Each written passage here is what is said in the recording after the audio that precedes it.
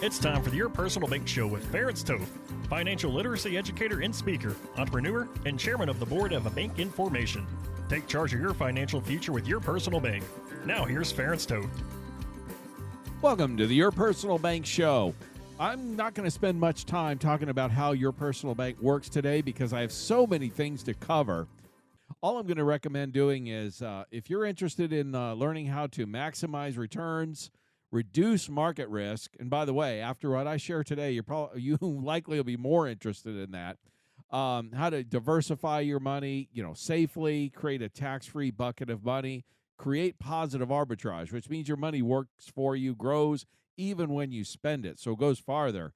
I'm just going to encourage you to contact me at 866-268-4422 or yourpersonalbank.com. Again, it's 866-268-4422. I wanted to get that out of the way because, again, I've got so much to cover, so let's go.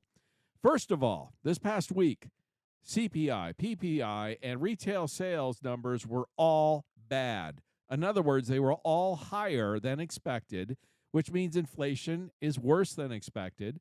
The economy is worse than expected, which this also means that the Federal Reserve is more likely to increase interest rates higher and keep them higher longer. This is according to the Fed, not me. In fact, there's now discussion of a 0.5 point increase at the next Fed meeting in March. Terminal interest rates, that means the upper limit of what most people believe are what the Fed's going to end up stopping at, if you will, is now up around 6%. Now, if the Federal Reserve goes up to 6%, then that means your, the prime rate will be around 9%. Prime rate is typically about 3% higher, roughly, than the Fed rate. That's the rate that banks loan money to each other. The prime rate is typically considered the lowest rate that an individual can borrow money with great credit. So, in other words, if the Fed goes to a 6% rate, then prime rate would be around 9%, which means a 30-year fixed mortgage and things like that with good credit would be somewhere around 9%.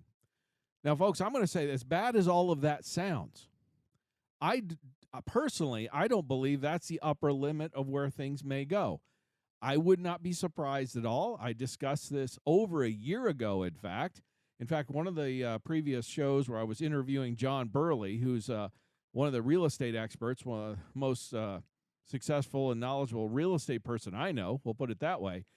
He even stated this roughly 6 months ago, that he would not be surprised at all to see 10% mortgages again. And I have to say, I've been saying the same thing. In other words, if you've been looking at the markets, particularly in the beginning of 2023, they've been going up like crazy, mostly because people believe that we're going to go into a soft landing. Things aren't going to be that bad. Interest rates aren't going to be that high. And folks, the thing I want to say, and this is just macroeconomic stuff, this is public record. What I would say is, to anyone who thinks those things, is you're not listening to what the Federal Reserve is saying, what they're trying to tell us. You're not looking at the facts. You're not looking at the numbers. And look, I sincerely hope that things won't go that high, interest rates and things like that, because we will most certainly be in a recession by that point, if we're not already, frankly. But my point is, you're just not paying attention to what's going on. And, I'm not the one trying to be the bearer of bad news. I'm just trying to share the facts and get away from the hype and the noise, if you know what I mean. Okay? Let me put it this way. If you're one that still believes that things aren't going to be too bad and we're going to have a soft landing, I will give you this. Certainly that's possible. But the likelihood of that is decreasing rapidly. And you have to admit, if you're a rational, honest-thinking person, individual, you have to admit that the possibility of a tougher recession, a tougher market, higher interest rates, and all the things that go with that are certainly possible. And frankly, in my opinion, that's not just my opinion. The facts are showing us it's more and more probable. So as we move forward, when we see these bad CPI numbers and PPI numbers and retail sales numbers and all these kinds of things. The inverted yield curve, okay, the bond yield curve. Those are things that have almost invariably, going back decades and decades, pointed to recessions. And the numbers, again, are not just pointing to a mild recession, but something more significant, something more serious. So my recommendation, I get asked by this people all the time, what do you recommend? Well, gosh, at least have a portion of your money where it's protected, where it's safe, some guarantees, reduce market risk, reduce taxes. Like I said, and your personal bank can do that. Again, you can contact me at 866-268-4422 or yourpersonalbank.com. But you have to admit that the probability is there. The likelihood of these things happening is there. And to blithely go along and just think that, oh, things are just going to get better, is increasingly not the case, okay? Like I said, I'm not here to scare anyone. I'm here to give you the facts, give you the numbers. That's what I'm trying to say. So I think I've made my point there. I'm going to move on because I got so many other things going on. And here's some other big picture items going forward that are definitely points of issue that are not just going to affect us over the next year, but much longer than that. The first of those is with this hike in interest rates, the interest payment on government debt currently has gone from about a little under $600 billion per year, where it was a couple of years ago. It's now over $850 billion per year. And likely very soon, based on what the Federal Reserve is telling us, will be rising up to about $1 trillion a year just to pay interest on the debt. Now, folks, I know these are unimaginable numbers. I understand that. But to put this in perspective, if you're carrying a lot of debt, we all know this. We all understand this from a personal finance situation. We run a household. We have a budget. We have to live within our means. We run a business. We don't have an option, do we? We have to live within our means. We have to be fiscally responsible. We can get outside of that for a while. We can borrow for a while, but eventually that catches up to you, right? And the point is real simple. You have so much income, X amount of income. And if you start carrying a lot of debt, a higher and higher percentage of that income goes to just paying those interest payments. It's like if you had some credit card bills, let's say, or a mortgage payment or a car payment or something like that, and they doubled the interest rate payments on you all of a sudden. And in this past year, that is what is happening or has happened, and it likely could go higher. So suddenly you have some debt that was manageable, let's say, and it was taking a certain amount of your income just to pay the interest on the debt, I should say. And now that interest is doubled and maybe even tripled. Obviously, that's going to put more of a challenge into your economic situation. And this is the type of thing, this is exactly what the federal government is facing. Now, the government has the dubious advantage of being able to print more money, issue more bonds is what they do, to raise more, spend more, and all that. But that's all dependent, folks, on people being willing to purchase those bonds.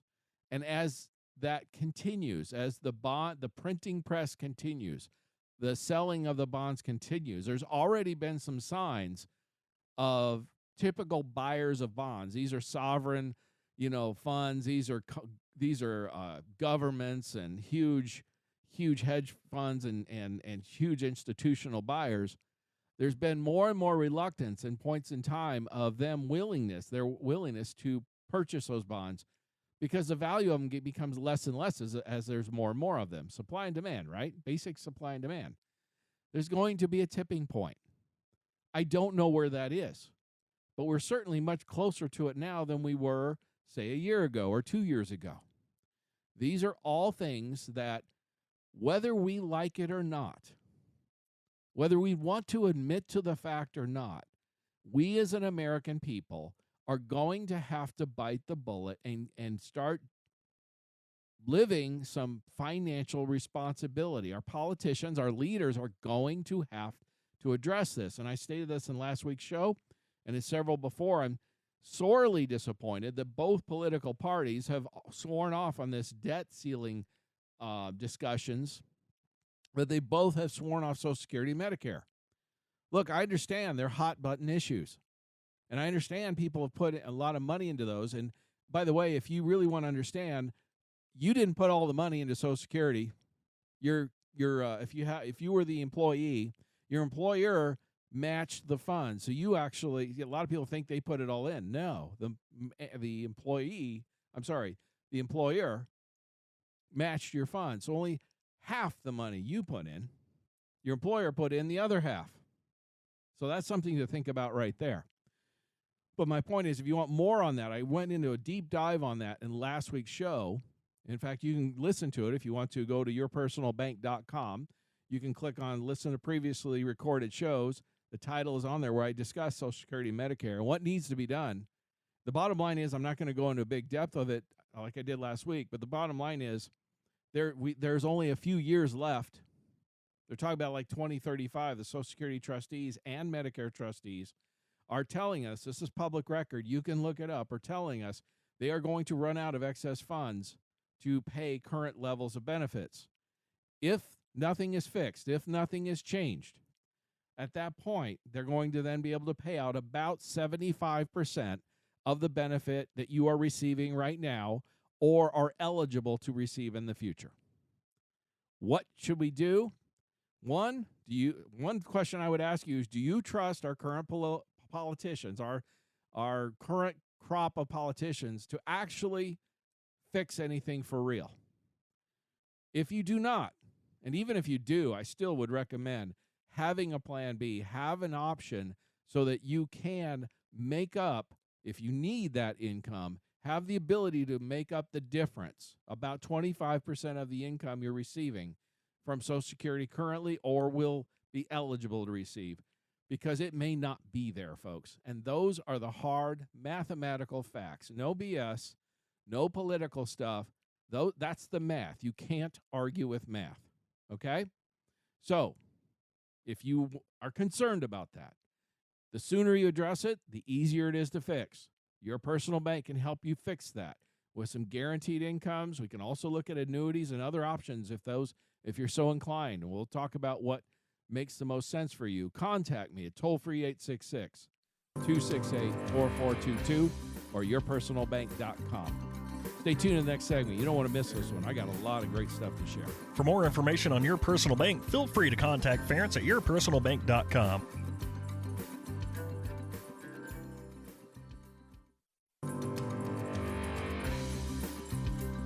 Back to the Your Personal Bank Show with Ference Toth. Welcome back to the Your Personal Bank Show.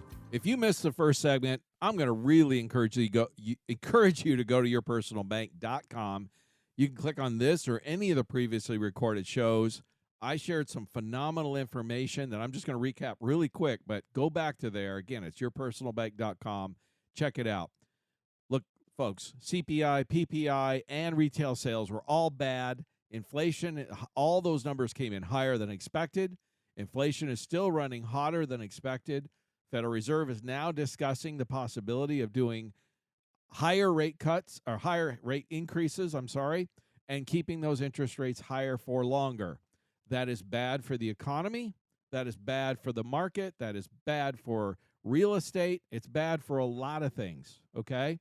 On the longer term picture, the current debt, the interest on the government debt is running about $850 billion per year, which is a significant increase, about 25% more than it was just a year or two ago. It's expected to increase to about $1 trillion per year just paying the interest on the debt. Folks, that is going to be a long-term drag on the economy. We'll put it this way, it's less likely to see growth like we've seen, say, for the last decade in markets like the stock market or real estate markets, okay? Partially because of the amount of interest that's going to have to be paid, especially with the higher interest rate environment. That's certainly going to be a drag for most likely the next several years at the very least, until interest rates can go back down to a lower level. All right? That is something to be concerned about. But to make matters worse, we have a federal government that just not only insists on continuing to spend more money, even when they have the right to collect, they refuse to do so on those that probably are most likely able to pay back. And then they go after those that are probably least likely to pay. And here's what I mean by this. First of all, the Small Business Administration has now decided they're not even going to try to collect on the PPP loans that were supposed to be paid back. And the reason they're saying behind this is because of equity. Folks, the reality is, let's be honest, it's nothing more than throwing money at people so that they'll vote for them. It's a bribe. Like the student loan forgiveness idea was a bribe, and many other things out there. But, people took these loans out to save their business because of the government shutdowns. I get all that. I don't fault anyone for doing that. I chose not to, although my business was eligible, because I just didn't want to be, I didn't want any strings attached with the government. It's not a position I wanted to be in, and it was just a matter of principle. Now, from a financial standpoint, clearly it appears it was probably the wrong decision. But it's still, I just didn't feel right about it, and to me that was more important. And I hope anyone who's listening would understand and respect my decision, just like I don't fault a business owner for taking those monies because they were in a position they needed to keep their business going. I was fortunate I was able to figure it out without the government's assistance. Something I'm proud of, to be fair. But anyway, now they're saying they'll not seek to collect on loans that should have been paid back as long as the amount is $100,000 or less. So and of course, a vast majority of the 12 million loans given out were under $100,000. So the bottom line is they're ending collections on the loans valued $100,000 or less, and so it's just free money. Now, obviously, their hope is, what's the real reason behind it? It's a bribe. They're hoping, well, we gave you some money, and hopefully you'll vote for us. And this cavalier attitude, the problem it does is it just encourages fraud. It encourages, like I said, buy vote scheme, and it creates a higher deficit, higher debt, higher interest payments, which will end up all paying for in reduced economic growth. And that's really the sad part of it. The Government Accountability Office, in a comprehensive Searing report, said that large portions of the $4 trillion coronavirus stimulus program was marred by federal agencies' indifference to fraud. They're including a minimum of $60 billion in fraudulent unemployment insurance claims, and they're not doing anything about it. It's really, really frustrating and ridiculous. At the same time, you have the IRS coming after waiters and waitresses on their tips, forcing them to report, creating systems, forcing them to improve, as they put it, tip reporting compliance, and causing an auditing of servers to cause them to have to pay more income taxes. Now, I don't know about you folks, but I was in high school, I was a waiter, all right? And many of us have had that type of job at some point in our lives, usually, in most cases, when we were younger. But these are not the type of jobs that are typically high-paying. Folks do not make a lot of money, working as a waiter or waitress. So if somebody got $100,000 or just shy of that for a business, and understandably for valid reasons in many cases, they're now not going to have to pay that back, even though many of those businesses made adjustments, and I know because I work with them, many of them are clients of mine, are actually more profitable today than they were 2-3 years ago. They were forced to make changes. I get that part. It was stressful. I understand that. I went through that myself. But they're not going to have to pay back up to $100,000. Yet a waiter or waitress who makes, whatever it is, they don't make a lot of money. They're going to have to pay more in taxes. I mean, you talk about just ridiculous. I'm sorry. And the thing is, the dirty little secret about the PPP loans with many of these businesses, they were given to the businesses to help cover payroll because businesses got shut down through the COVID shutdowns. Remember, it wasn't COVID. It was the government using COVID as an excuse to shut down the economy. The dirty little secret is those businesses that did survive, they were going to keep those employees anyway. The government made the payroll for a year or so for them. So that means the business owner got an extra $100,000 in their pocket, is what it boils down to. Now, I understand many businesses went under, and if you've listened to this show for any period of time, I've been a hardcore. That was what fired me up about all this. That I still don't feel like the government has any right to shut down a business. But my point is, it just blows my mind that they're going to allow, those people to get away with it and not have to pay it back, and yet a waiter or waitress is going to have to pay more in taxes. It just, you know what? It's not right. I'm sorry. It's just not right, is it? So, again, I'm going to say this. Contact me if you want to learn how to navigate this this crazy economic situation we're dealing with. It seems like it's only going to get crazier and get worse before it gets better. You want to navigate it, reduce market risk, reduce your taxes, increase your rate of your returns on your money, have more liquidity, get some positive arbitrage on your money. In other words, earn some interest on your money even after you spend it, okay, for the rest of your life, not just now, but the rest of your life. You need to contact me at toll-free 866-268-4422 or yourpersonalbank.com. Again, it's 866-268-4422. And yes, if you call, you're going to get a hold of me. So at least for now. So stay tuned in this next segment. Like I said, I've got some more information of strong value that I think you'll find very beneficial. So I'm going to strongly encourage you not to miss it. For more information on Your Personal Bank, feel free to contact Ference at yourpersonalbank.com.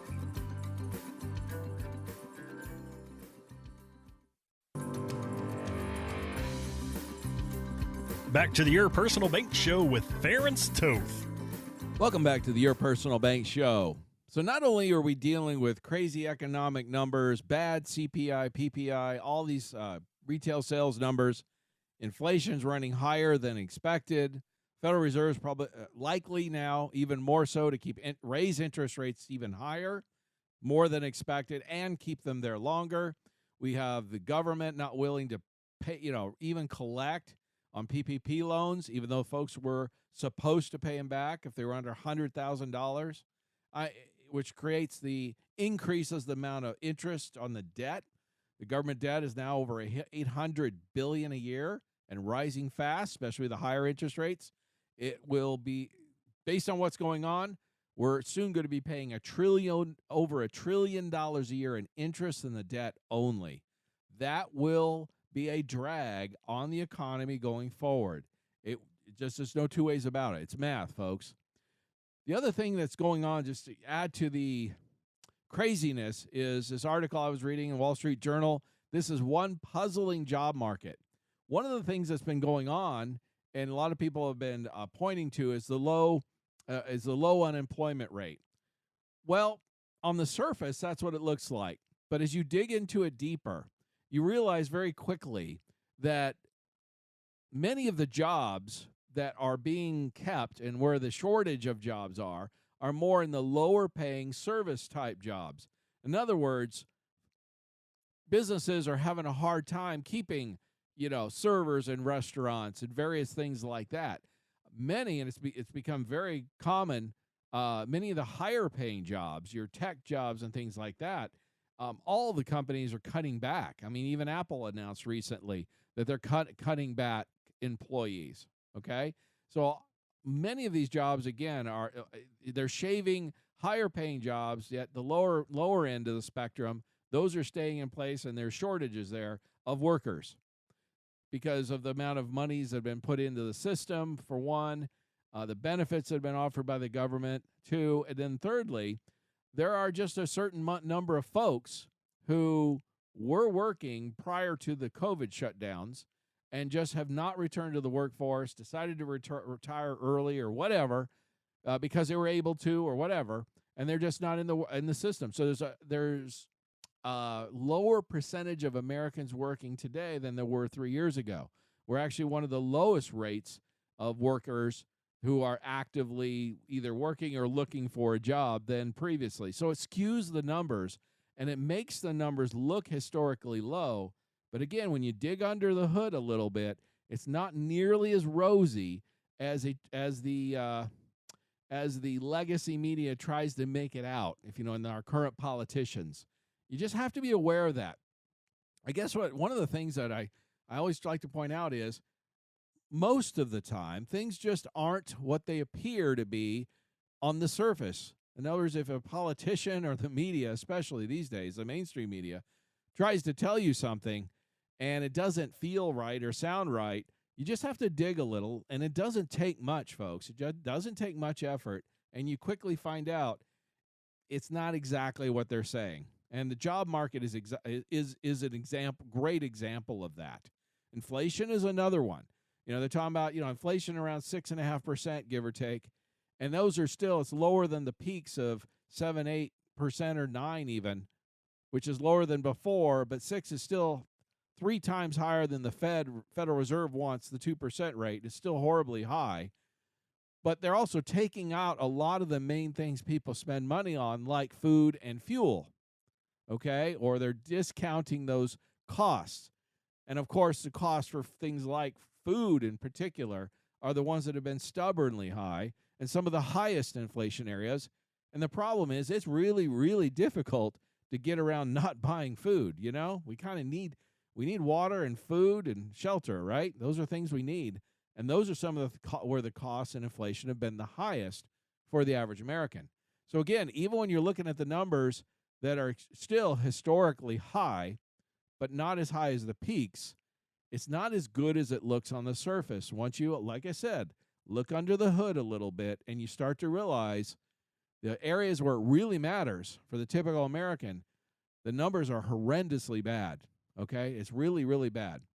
Now, there's another thing that's going on, and I hate to be a bearer of bad news, and actually I can't get started on this one because we're going to be coming up on a hard break. So I'm going to talk about the digital dollar in the next segment.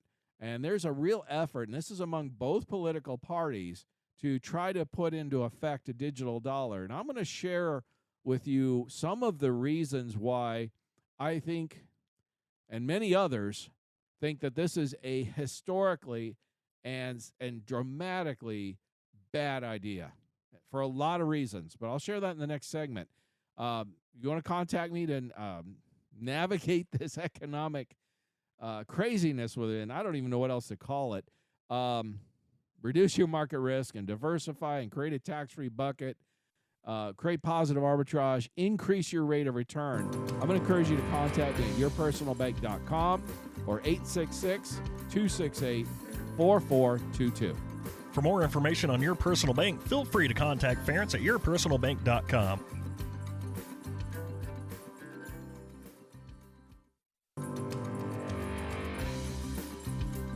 Back to the Your Personal Bank Show with Ference Toth. Welcome back to the Your Personal Bank Show. And I promised in the last segment that I was going to discuss some things regarding the digital dollar. Before I get into that, I just want to take a sec and share. I'll take 30 seconds or less and just say, look, if you want to contact me and learn about Your Personal Bank, today's show, I just don't have time to talk about that because I've got so many other things to discuss here. So many things are happening on a macroeconomic standpoint and how they affect our money. But what I do want to just stress to you is 2023 is looking pretty hairy. And I believe it's going to get worse before it gets better for a lot of reasons I've shared today and previous shows. I'm going to encourage you to diversify your money, reduce your market risk, reduce your tax liability, increase your liquidity in case you need it for whatever reason. Okay, create positive arbitrage, all those types of things. Your Personal Bank can do that. So contact me at 866-268-4422 or go to yourpersonalbank.com. I've got this. You can listen to this or any of the previously recorded shows. There's like 3 years of shows on the website, with titles on each of them, share with you how Your Personal Bank works, how it could dramatically enhance your financial future. And I believe it's going to be one of the strongest asset investments, if you decide to do this next year, in fact, several years going forward, for the reasons I've been sharing in the show and others. Now, the digital dollar. Let's talk about that a little bit. So, it's no secret the Federal Reserve and the government has been wanting to put in a digital, what they call a digital dollar, into place. There's a lot of problems with this, creating a digital currency. The thing is, one of the biggest problems is that the Federal Reserve, and then by default, the federal government, would have access to every transaction you ever did. Now, if you understand anything about our freedoms and the limitations on freedoms and the attacks on freedoms and freedom of speech and all those kinds of things that we have seen in the last couple of years, you can immediately understand why having the government having the ability to track every single transaction you ever make is fraught with problems. They could quite easily, much like China does, create what they call a social credit system.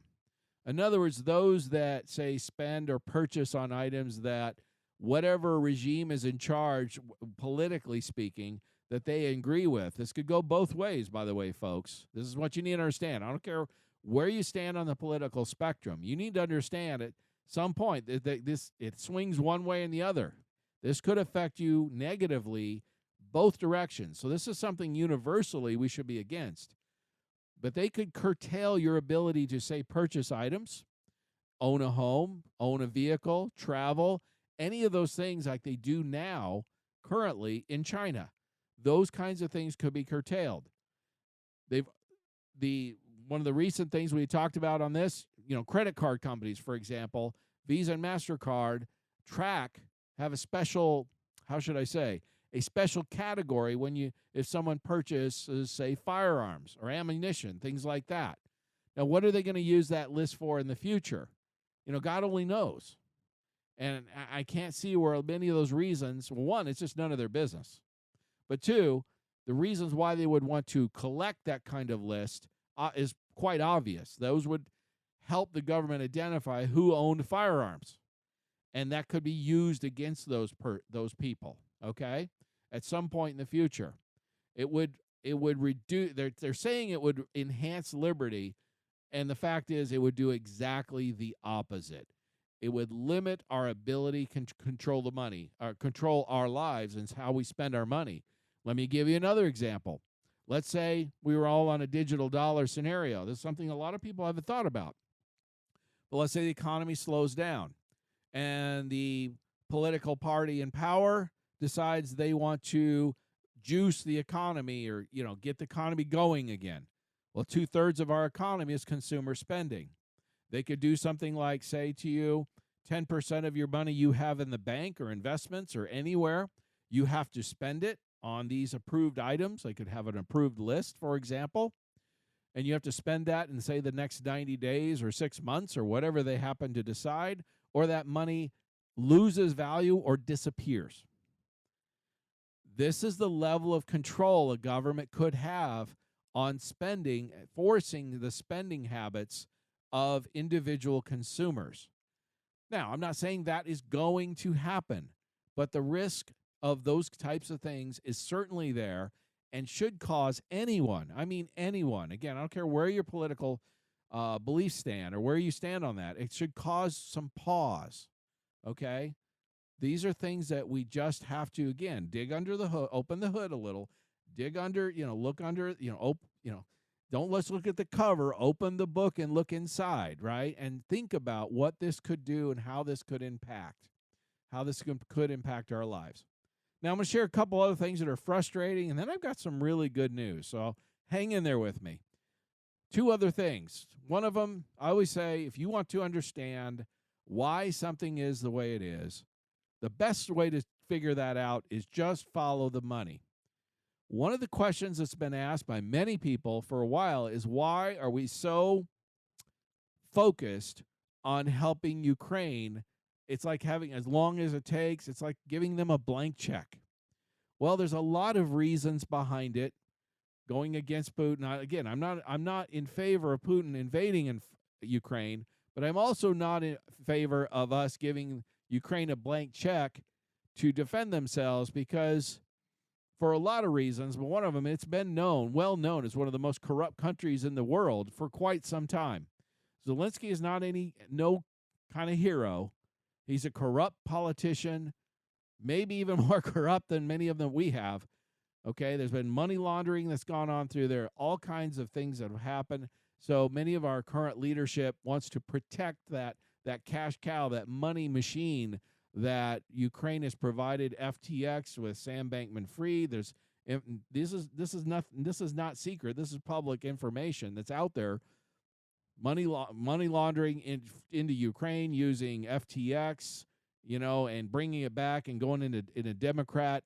Sam Bankman-Fried was the number 2 donator to Democrat campaigns this last election cycle, only behind George Soros. That's all public record. It's a phenomenal money laundering machine for a lot of the Democrat Party, a lot of the Democrats who ran, and some of the Republicans too. That's why they call it the Uniparty, okay? So that's one of the big reasons why we're so involved, okay? That's the real reason behind it. Follow the money. I always say, follow the money, right? Well, here's another reason. JP Morgan now has announced that they will help rebuild Ukraine with a fund as large as $30 billion to rebuild the war-torn country. Folks, here's the bottom line. Eisenhower stated it one of the last things he stated when he left office, President Eisenhower, is he said, beware of the military-industrial complex. He was right. George Washington, one of the last things in his farewell address, he said, beware of foreign entanglements. Both of those great presidents were right. In other words, there's a lot of money for these contractors to build, military equipment and ammunition and those kinds of things for a war.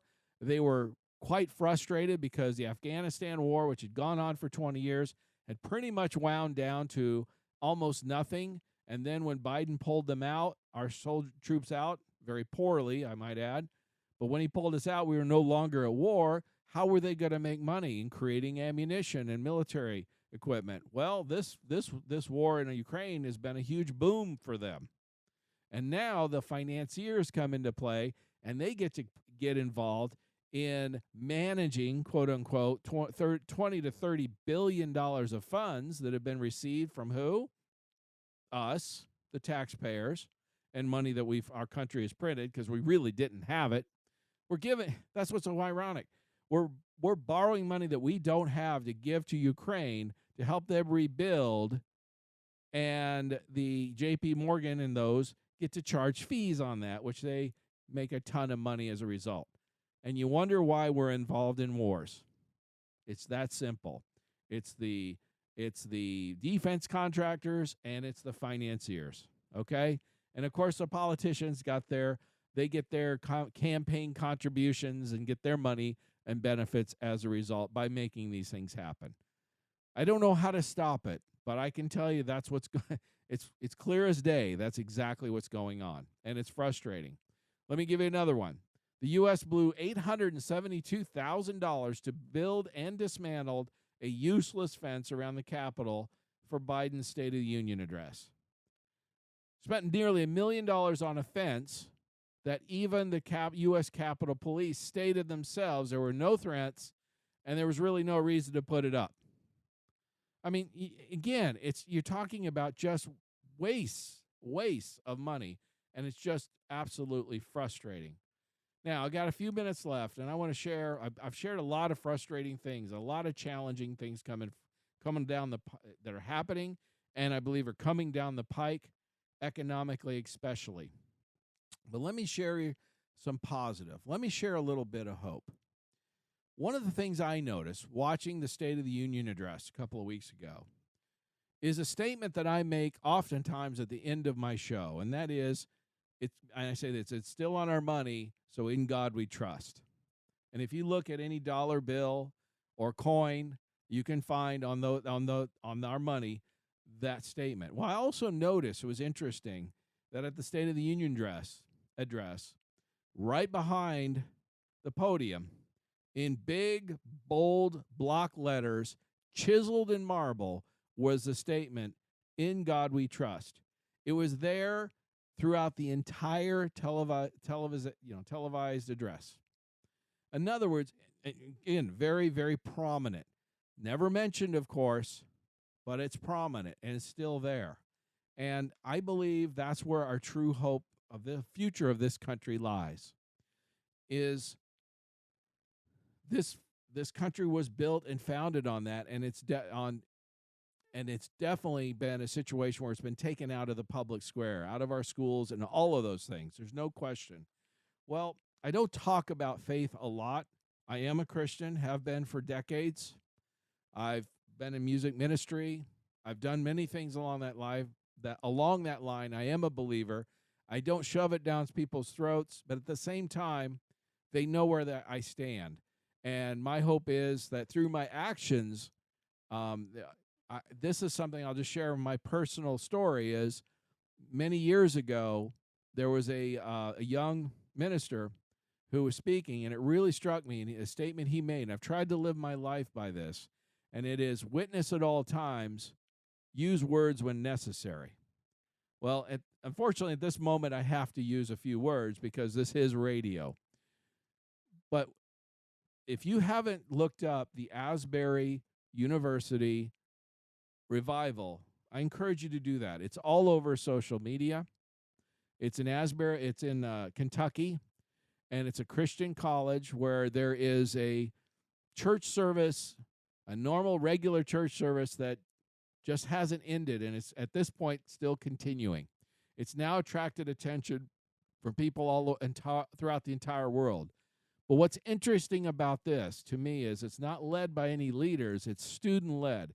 It's young people who are starving for spiritual truth, which has been taken away from them in this world. And that's where I see a sign of hope, where I believe the future of this country could be turned around, and it may just come from the young people. I believe that's awesome. I'm going to encourage you to contact me if you want help on navigating this chaos, this economic chaos, and challenging times. Call me at 866-268-4422 or yourpersonalbank.com. Again, it's 866-268-4422.